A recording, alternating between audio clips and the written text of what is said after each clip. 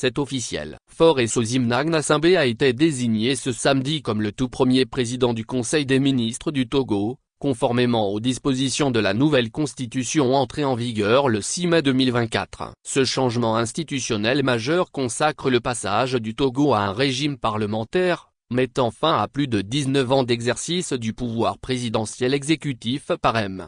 Gnassingbé.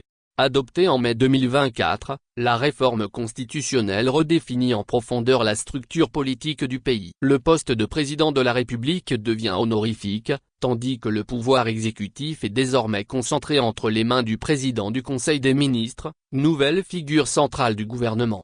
Selon l'article 50 de la nouvelle loi fondamentale, ce dernier détermine et conduit la politique de la nation, préside le Conseil des ministres, définit la politique étrangère et assure la fonction de chef suprême des armées. En d'autres termes, Faure Gnassingbé demeure, à travers cette nouvelle fonction, le véritable détenteur du pouvoir exécutif. La désignation de Faure Gnassingbé à ce poste n'a surpris personne. Fort du triomphe de son parti, l'Union pour la République, UNIR, qui a remporté 108 des 113 sièges à l'Assemblée nationale lors des élections législatives d'avril 2024, il réunissait toutes les conditions requises pour accéder à la tête du gouvernement, conformément à la nouvelle architecture constitutionnelle. Cette large majorité parlementaire a donc ouvert la voie à une désignation automatique de M. Gnassingbé comme président du Conseil des ministres, une fonction qui concentre désormais l'essentiel du pouvoir exécutif dans le pays.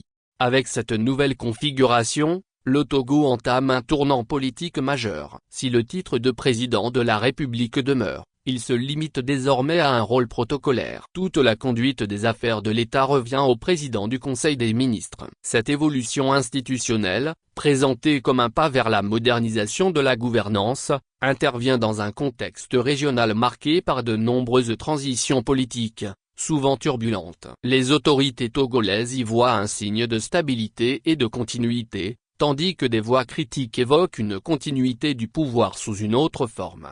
@togoactualité.com